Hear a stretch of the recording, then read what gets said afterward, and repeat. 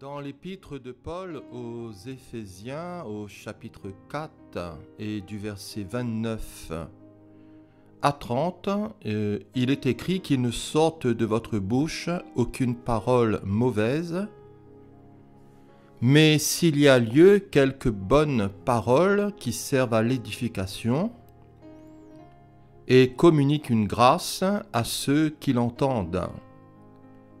N'attristez pas le Saint-Esprit de Dieu, par lequel vous avez été scellés pour le jour de la rédemption.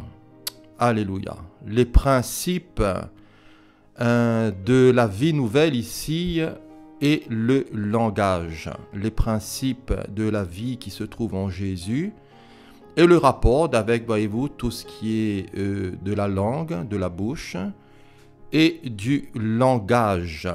Au verset 29, il est dit qu'il ne sorte de votre bouche aucune parole mauvaise, mais s'il y a lieu, quelques bonnes paroles qui servent à l'édification et communiquent une grâce à ceux qui l'entendent. La version parole vivante, transcription dynamique du Nouveau Testament d'Alfred Kuhn, dira « Ne laissez aucun propos blessant ou inconvenant, ou tout simplement inutile franchir le seuil de vos lèvres. » D'autres versions nous exhortent à ce qu'aucune parole malsaine, voilà, à ce qu'aucune parole malhonnête ou déshonnête puisse sortir de votre bouche. Qu'il ne sorte de votre bouche aucune parole mauvaise. Mauvaise en grec, c'est sapros, qui signifie pourri. Voilà, pourri ou putréfié. Un langage pourri, un langage, voyez-vous, qui sent mauvais.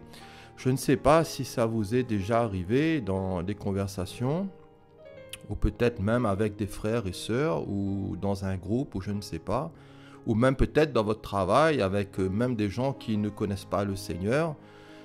Et il arrive des fois, voyez-vous, qu'il y a des mots qui sortent, il y a un langage qui se manifeste, et on peut dire vraiment que ça sent mauvais. Voilà, on peut le dire que c'est pourri, que c'est dégoûtant, et que, voyez-vous, tout cela, en tant que chrétiens, quand nous sommes au Seigneur, ben, tout cela nous dérange quand même. Voilà, tout cela ne nous fait pas plaisir.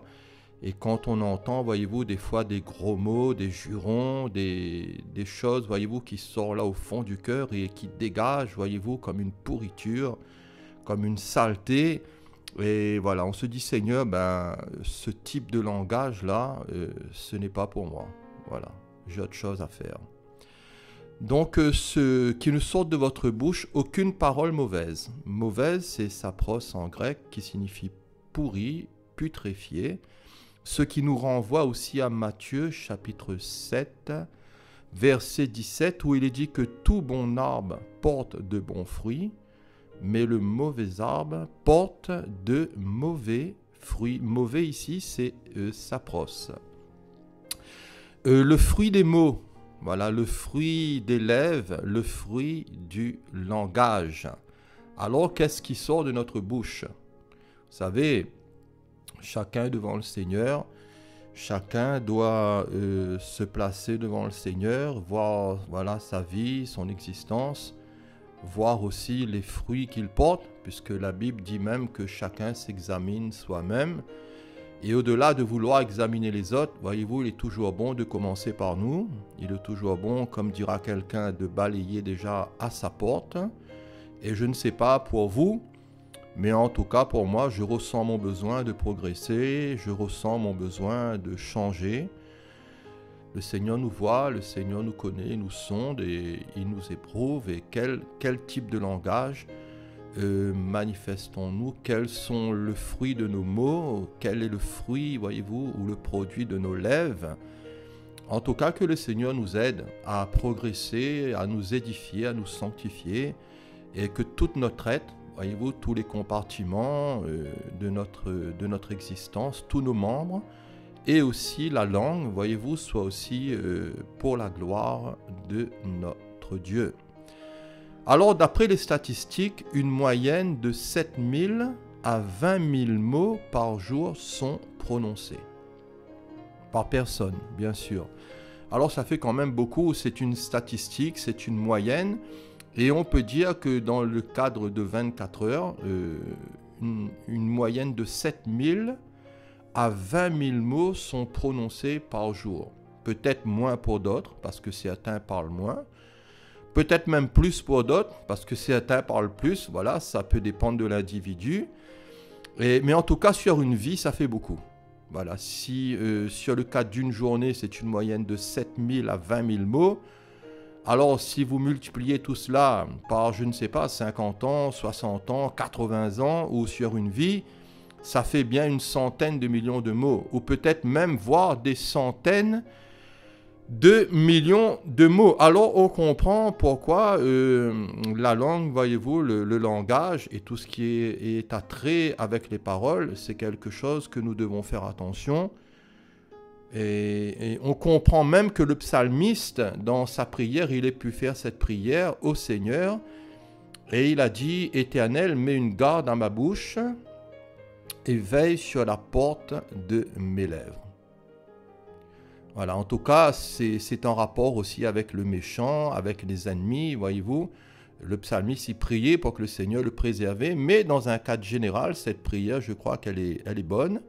Éternel, mets une garde à ma bouche et veille sur la porte de mes lèvres. Je ne sais pas si vous priez dans ce sens. Moi, pas toujours. Voilà, pas toujours. Mais en tout cas, c'est une bonne prière. Seigneur, Éternel, mon Dieu, mets une garde, mets un frein à mes lèvres et aide-moi et que tu puisses veiller toi aussi sur la porte de mes lèvres. Vous savez, face au pouvoir de la langue, il faut l'aide de Dieu. Et l'apôtre Jacques dira, concernant la langue, dans Jacques 3, il dira qu'aucun homme ne peut la dompter. Voilà, c'est clair et net. Aucun homme ne peut dompter la langue. Dompter qui signifie brider, contenir et restreindre. Ce qui nous renvoie à cet homme en Marc chapitre 5, où il est dit, cet homme qui était possédé, voyez-vous, d'une légion de démons, où il est dit, car souvent il avait eu les fers aux pieds, et il avait été lié de chaînes, mais il avait rompu les chaînes et brisé les fers, et personne, nous dit la Bible, n'avait la force de le dompter. Seul le Seigneur Jésus a su délivrer cet homme, puisqu'il a été retrouvé assis, vêtu et dans son bon sens. Donc vous savez, face au pouvoir de la langue, il nous faut vraiment l'aide de Dieu. C'est, voyez-vous, un membre, c'est un organe, voyez-vous, que personne ne peut dompter, que personne ne peut apprivoiser, que personne ne peut vraiment, voyez-vous, contenir. Aucun homme ne peut dompter la langue, c'est-à-dire aucun peut être traduit aussi par rien. Voilà, on a beau employer des techniques, on a beau peut-être essayer de faire tous nos efforts, quoique nos efforts sont très bien. On a beau essayer de pratiquer, je ne sais pas moi, peut-être toutes sortes de méditation ou pratiquer toutes sortes de pratiques peut-être religieuses ou philosophiques ou du yoga ou je ne sais quoi ou de la psychologie, qu'importe. En tout cas, la Bible est claire, aucun homme ne peut dompter la langue. Et aucun peut être traduit aussi par rien. Voilà, rien. Il faut vraiment, voyez-vous, comme pour cet homme qui était possédé, ce Gadarénien, il faut vraiment l'action du Seigneur Jésus dans nos cœurs, l'action sanctifiante du Christ Jésus qui a délivré cet homme et qui peut aussi, voyez-vous, libérer nos langues, voyez-vous, de bien des maux, de bien des souillures, de bien des péchés. Christ, voyez-vous, est en mesure de faire cela, de nous sanctifier, de nous émonder, de nous élaguer, de nous épurer, de nous purifier dans tous les compartiments de notre existence. Alors le mauvais usage de la langue peut être le péché le plus facile à commettre. Je ne sais pas si vous l'avez constaté, mais la langue, voyez-vous, c'est vraiment quelque chose de difficile à maîtriser, à contenir. Et qui en connaît les limites? Qui en connaît les frontières? Comme dira quelqu'un, parce que la langue est dans un endroit mouillé, dans la salive, c'est pourquoi elle peut facilement glisser. Le Seigneur veut purifier notre bouche et le Seigneur veut aussi purifier nos lèvres. Dans le prophète Ésaïe, au chapitre 6, du verset 1 à 7, concernant la vocation du prophète, l'année de la mort du roi Osias, il est dit « Je vis le Seigneur assis sur un trône très élevé et les pans de sa robe remplissaient le temple. Des séraphins se tenaient au-dessus de lui, ils avaient chacun 6 ailes, 2 dont ils se couvraient la face, 2 dont ils se couvraient les pieds et 2 dont ils se servaient pour voler. Ils criaient l'un à l'autre et disaient « Saint, Saint, Saint est l'Éternel des armées, toute la terre est pleine. » De sa gloire, les portes furent ébranlées dans leur fondement par la voix qui retentissait, et la maison se remplit de fumée. Alors je dis, malheur à moi, je suis perdu, car je suis un homme dont les lèvres sont impures, j'habite au milieu d'un peuple dont les lèvres sont impures, et mes yeux ont vu le roi, l'Éternel des armées. Mais l'un des séraphins vola vers moi, tenant à la main une pierre ardente qu'il avait prise sur l'autel avec des pincettes. Il en toucha ma bouche et dit « Ceci a touché tes lèvres, Seigneur, touche nos lèvres. Ton iniquité est enlevée et ton péché est expié. » La vision, vous savez, de la gloire de Dieu nous fait prendre conscience de nos faiblesses, de nos péchés et de notre indignité. C'est ce qui s'est passé ici pour le prophète Ésaïe, parce qu'il dira « Malheur à moi, je suis perdu, car je suis un homme dont les lèvres sont impures. J'habite au milieu d'un peuple dont les lèvres sont impures, et mes yeux ont vu le roi, l'Éternel des armées. » La vision de la gloire de Dieu nous fait prendre conscience, voyez-vous, de notre besoin du Seigneur, de notre besoin de progrès, de sanctification. Il nous fait prendre conscience aussi de notre indignité. Vous savez, plus que nous marchons dans le Seigneur et dans la sainteté, c'est plus que nous voyons nos imperfections. Et c'est plus que nous voyons, voyez-vous, tous les petites choses, voyez-vous, les choses qui sont là et qui ont besoin aussi d'être changées et d'être transformées dans notre vie. Job chapitre 42, dans son humiliation et son repentir, Job dira « Mon oreille avait entendu parler de toi, mais maintenant mon œil t'a vu. C'est pourquoi je me condamne et je me repens sur la poussière et sur la cendre. » La vision de la gloire de Dieu nous fait prendre conscience de notre indignité. Souvenons-nous de l'apôtre Pierre dans Luc chapitre 5 verset 8 concernant la pêche miraculeuse. Simon-Pierre tomba aux genoux de Jésus et dit « Seigneur, retire-toi de moi parce que je suis un homme pécheur. » Ésaïe, voyez-vous, a vu la gloire du Seigneur et il a réalisé toute son indignité et son besoin d'être purifié. Ésaïe, c'est un porte-parole aux lèvres purifié. Et vous savez, pour servir le Seigneur, nos lèvres doivent être aussi pures et nos lèvres doivent être sanctifiées. Mais au-delà des lèvres, Dieu veut purifier nos cœurs parce que la langue est reliée au cœur et tout vient du cœur. La Bible nous dit que c'est de l'abondance du cœur que la bouche parle. Et vous savez, quand nous parlons, c'est tout ce qui sort au fond de nous. C'est tout ce qu'il y a au plus profond de nos entrailles. Et vous savez, des fois, les circonstances, peut-être un proche, peut-être une situation est là pour mettre en relief ce que les uns et les autres possèdent au fond de nos cœurs. Ce que nous possédons au fond de nous, c'est un peu comme un lac.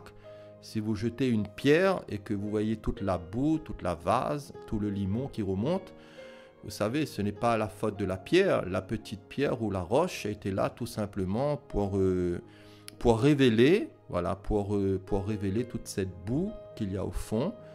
Et voilà, ça remonte à la surface. Et dans le cœur de l'homme, c'est un peu comme cela. Des fois, il peut y avoir une situation, il peut y avoir une expérience, il peut y avoir une chose ou une autre qui est là, comme cette petite pierre qui vient nous heurter. Et là, tout d'un coup, on s'excite.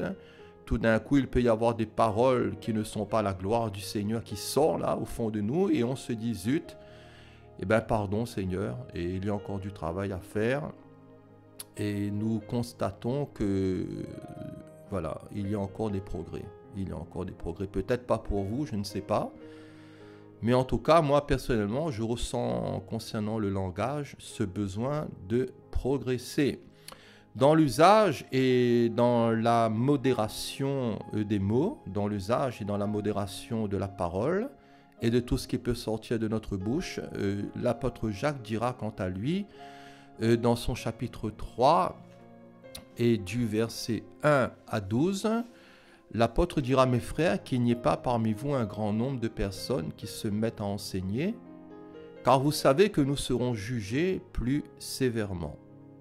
Il dira, nous bronchons tous de plusieurs manières, mais si quelqu'un ne bronche point en parole, c'est un homme parfait, capable de tenir tout son corps en bride.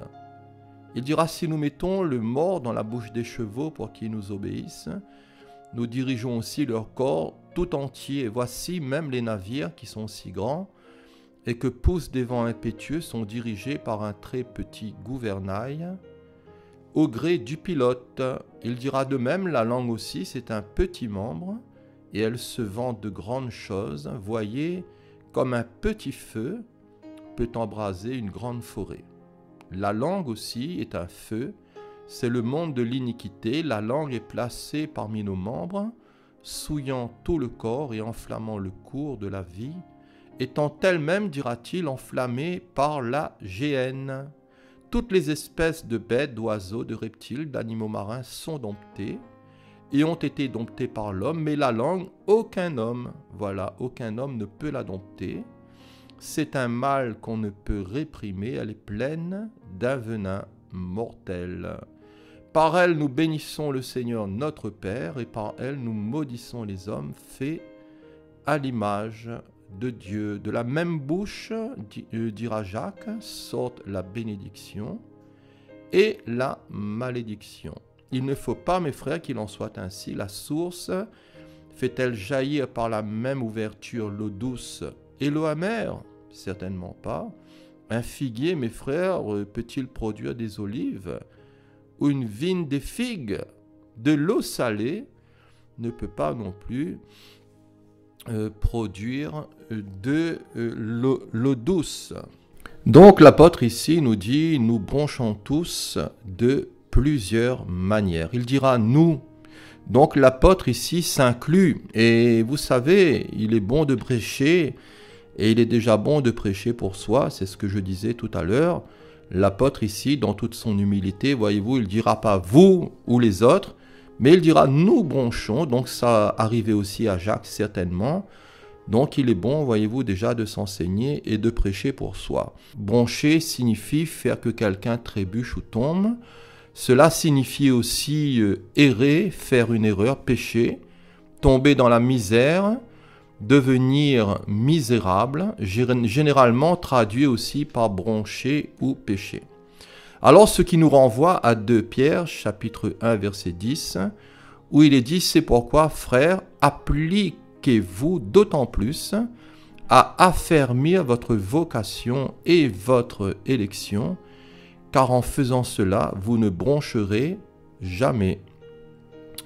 Si nous nous appliquons avec le Seigneur et dans les choses du Seigneur, si nous avons soif de sanctification, si nous cherchons le progrès, l'édification, à affermir, voyez-vous tout cela, dans l'appel du Seigneur, dans le service, alors la parole nous dit que nous ne broncherons jamais. C'est-à-dire que nous n'aurons plus le temps, voyez-vous, avec tout ce monde de la faiblesse, avec tout ce monde charnel, le Seigneur nous remplira de son Saint-Esprit certainement, et nous prendrons de la hauteur, et nous redoublerons d'efforts dans cette responsabilité vis-à-vis du Seigneur, pour éprouver dans toute leur force les effets de cet appel et de ce choix que le Seigneur a fait. Et si nous agissons ainsi, nous ne trébucherons jamais. Et une autre version nous dit, nous ne faillerons jamais. L'origine de ce mot broncher, c'est une forme de pipto en grec qui signifie entre autres descendre d'un lieu élevé vers un lieu plus bas. Quand nous bronchons, voyez-vous, nous ne montons jamais, nous descendons toujours. Parce que, voyez-vous, il peut y avoir des choses mauvaises qui se dégagent, voyez-vous, de notre bouche, de notre cœur. Donc cela n'est pas la gloire du Seigneur. L'origine de ce mot broncher, c'est une forme de pipto, en grec, qui signifie, entre autres, tomber aussi, tomber, depuis un état de prospérité, perdre son autorité et ne plus avoir de force. Voilà, ne plus avoir de force. Dans 1 Corinthiens, chapitre 10, et du verset 1 à 12, concernant l'exemple d'Israël dans le désert, voyez-vous, qui a aussi bronché, l'apôtre Paul dira, « Frères, je ne veux pas que vous ignorez que nos pères ont tous été sous la nuée, qu'ils ont tous passé au travers de la mer, qu'ils ont tous été baptisés en Moshé, en Moïse, dans la nuée, et dans la mer, qu'ils ont tous mangé le même aliment spirituel, qu'ils ont tous bu le même breuvage spirituel, car ils buvaient à un rocher spirituel qui les suivait, et ce rocher était Christ. Mais, dira l'apôtre, la plupart d'entre eux ne furent point agréables à Dieu, puisqu'ils périrent dans le désert. La plupart d'entre eux ne furent point agréables à Dieu. Pourquoi?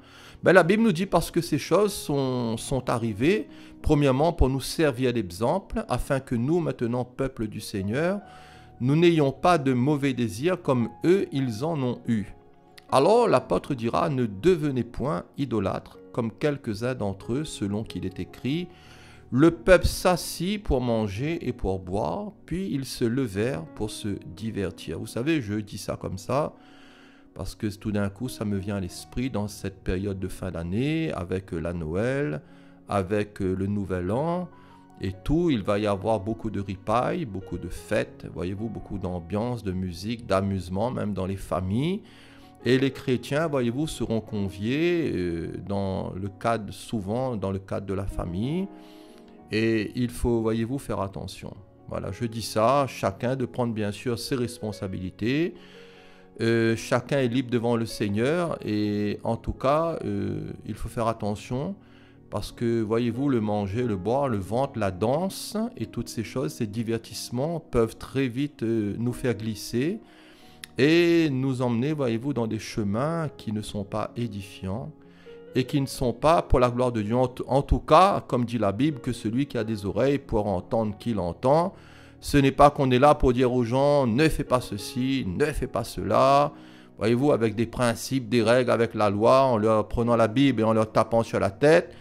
Et c'est pas ça du tout, mais en tout cas le désir de Dieu c'est de nous instruire et c'est que nous soyons vigilants, c'est que nous soyons prudents aussi comme des serpents. Vous savez, j'ai été étonné concernant cette parole que Jésus a dit, soyez prudents comme les serpents. Alors une fois j'ai regardé un peu ce mot et prudent comme des serpents, vous savez, on ne s'approche pas comme ça d'un serpent.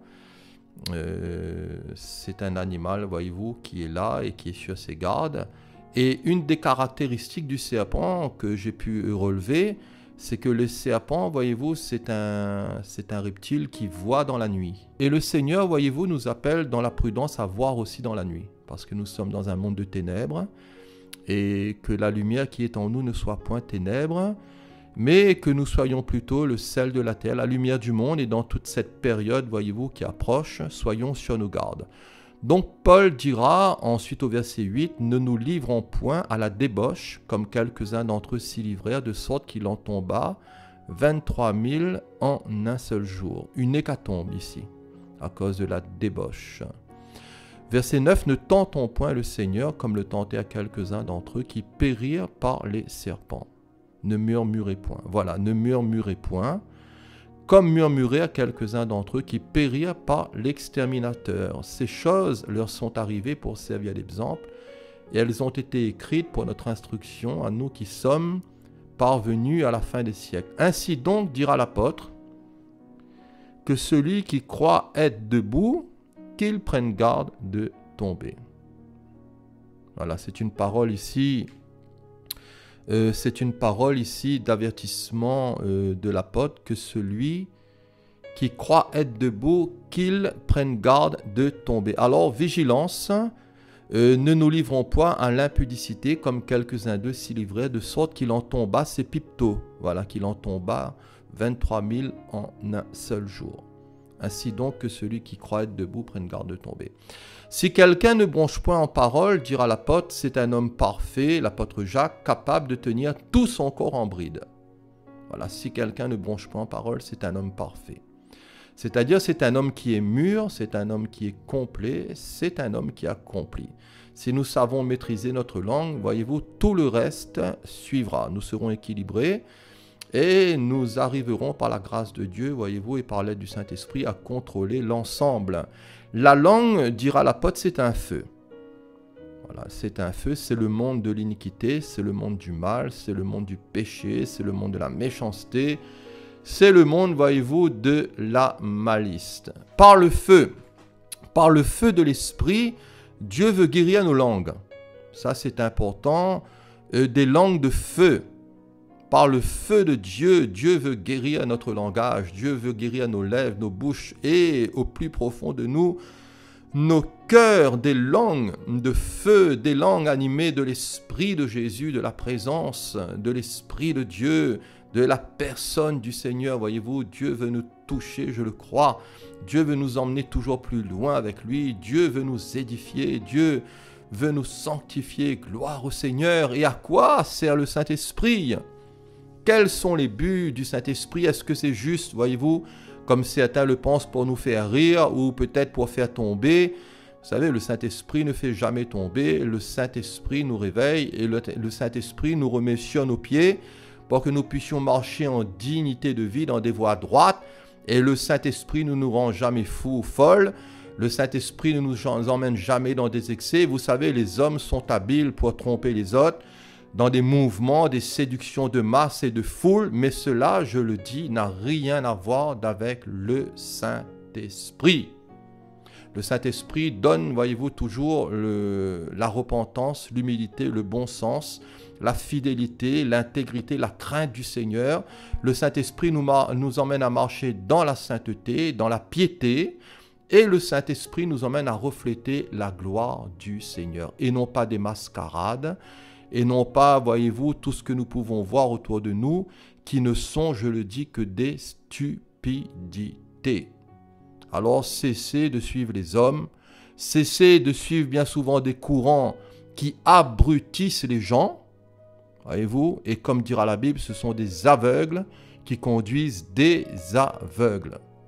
Le Saint-Esprit, voyez-vous, n'est pas là-dedans, n'est pas là-dedans. Ça, c'est clair et net dans toutes ces ambiances, dans tous ces jeux de lumière. Vous pouvez penser ce que vous voulez. Moi, j'ai ma conviction, j'ai mon opinion. En tout cas, dans mon cœur, moi, personnellement, je veux suivre le Seigneur. Et les autres, ils font ce qu'ils veulent. Vous savez, les courants, les mouvements, ils font ce qu'ils veulent. Et chacun, voyez-vous, devra rendre compte à Dieu pour lui-même. Alors, à quoi sert le Saint-Esprit? Combien qui croient que le Saint-Esprit, c'est comme un gadget? On peut manipuler le Seigneur et on prend soi-disant le Saint-Esprit pour faire des miracles. Et s'il n'y a pas de miracle, tout juste qu'on accuse le Saint-Esprit. Et on croit que le Seigneur est notre serviteur. Et quand c'est un peu dans cette image, voyez-vous, vous allez dans un distributeur de boissons, vous avez soif, vous voulez un coca, donc vous mettez 1 euro ou 2 euros et vous avez votre boisson. Et les gens, ils croient qu'on peut manipuler Dieu comme ça, tout juste qu'on peut payer le Seigneur ou acheter le Saint-Esprit comme Simon dans les actes avec les apôtres, voyez-vous. Et je dis que c'est grave. C'est grave, voyez-vous, de chercher à manipuler ce Dieu si grand, ce Dieu si puissant qui est omniprésent, omnipotent, omniscient, ce Dieu qui est souverain. Remettons-lui plutôt notre sort, humilions-nous plutôt sous sa puissante main et ne suivons pas les hommes. Chers amis, apprenons à suivre le Seigneur. C'est vrai que Dieu a établi des hommes, des ministères dons pour l'Église, pour son perfectionnement, mais faisons attention, soyons sur nos gardes et écoutons le Seigneur et trions les choses. Le Saint-Esprit nous aide dans nos faiblesses, surtout dans la prière. Il nous purifie, nous sanctifie, nous édifie, nous qualifie, nous encourage aussi à la croissance et à la sagesse. Par le Saint-Esprit, progressons, édifions-nous et que par quelques bonnes paroles qui pourraient sortir de notre bouche, non pas de mauvaises, mais de bonnes paroles, que cela puisse communiquer une grâce à ceux qui nous écoutent et à ceux qui nous entendent. Jésus a toujours été caractérisé par la grâce. Et parlant du serviteur de l'Éternel, outragé et secouru, Ésaïe dira dans son chapitre 50 au verset 4, « Le Seigneur l'Éternel m'a donné une langue exercée pour que je sache soutenir par la parole celui qui est abattu. » Voilà, que nous puissions aussi toujours encourager le faible, fortifier celui qui est abattu par une parole de grâce, assaisonnée de sel. Alors, une raison aussi importante, et une raison importante pour se défaire de toute façon mauvaise de parler, c'est de ne pas attrister le Saint-Esprit de Dieu. Vous savez, le Saint-Esprit, c'est comme une colombe, et au moins de mouvement, allez, hop, elle part. Et vous savez, on peut facilement attrister le Saint-Esprit de Dieu, et même pire, on peut l'éteindre. On peut même éteindre. L'apôtre dira, n'éteignez pas l'esprit. Et souvenons-nous de ces vierges folles qui dirent à ces vierges sages, mais donnez-nous de votre huile, car nos lampes s'éteignent. Voilà, nos lampes s'éteignent. Et il faut faire attention d'étouffer, de supprimer l'influence de l'esprit, la vie de l'esprit, de nos cœurs, de nos vies, de nos lampes. Examinons toutes choses et retenons ce qui est bon. Pour terminer, pour conclure, que ce livre de la loi ne s'éloigne point de ta bouche. Voilà. Que ce livre de la loi ne s'éloigne point de ta bouche. Médite-le jour et nuit pour agir fidèlement selon tout ce qui est écrit. C'est alors que tu réussiras, que tu seras béni. Voilà, la parole et le Saint-Esprit. Voilà, la parole et le Saint-Esprit. Nous avons bien besoin de cela, de connaître le Seigneur dans sa parole et de dire au Seigneur, remplis-moi de ton bon esprit, Seigneur, je serre ta parole dans mon cœur afin de ne pas pécher contre toi et que ton bon esprit me conduise et me dirige dans la voie droite. Voilà, soyez bénis pour votre participation, pour cette écoute. Que le Seigneur vous bénisse et à la prochaine, Dieu voulant. Amen.